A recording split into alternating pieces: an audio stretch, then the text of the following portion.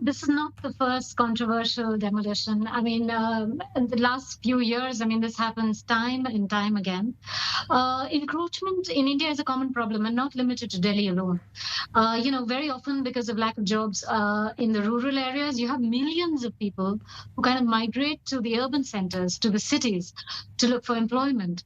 But there is no infrastructure, there are no houses.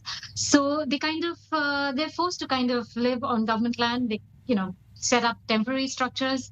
Tin roofs come up, tin sheds come up. Sometimes um, sometimes this lasts decades, like nobody moves them because politics comes into play. Political parties kind of in exchange for votes say we let you stay. So it's a big messy situation that is not limited to Delhi. It's limited to almost all cities of India. And the sad thing is, technically, it is illegal because they are on government land. However, from a humanity point of view, you're right. Thousands of lives are displaced. Economic superpower with this sort of widespread poverty. Right. Arul, if you were to look at hard data, just numbers, there is a UN report that says over the last, 15 years, 400 million people have been lifted out of poverty. So if you were to really pose that question to any of us here in India, we'd say, no, things are getting better.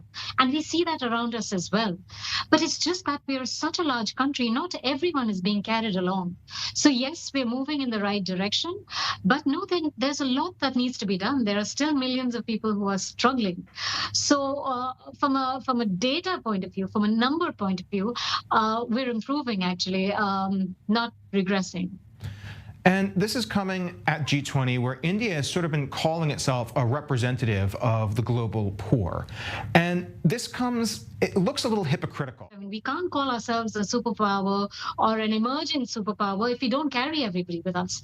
And poverty, a continuous battle with poverty is one of I would say, the largest impediments to that. The fact is we have to carry everyone together. So I don't think all of it is being hidden. Change is happening, but you're right. Much needs to be done. I've been seeing numbers like 100,000 people's homes destroyed, not the first such mass eviction that I've read about in India. What happens to all of these people? What's going to be done with them? So technically, again, as per law, the government usually compensates them either monetarily and very often with alternative accommodation. But that's a really good question, Aral, because very often the alternative accommodation that is provided to them is really not in the heart of the city. It is usually at a far off area, right? Not prime government land right in the middle. So nobody really wants to go. They have jobs next door. Their children go to school next door. Nobody is willing to leave all that and just go like 20 kilometers or whatever away, right? So again, the steps that are taken to kind of help bridge that gap are not steps which are wholly not acceptable, let's say, not easily acceptable by everybody. And then, of course, you have a mix of politics that comes into play, which kind of smudges everything because you'll have political parties come in on both sides and promise something, and it gets messy onwards.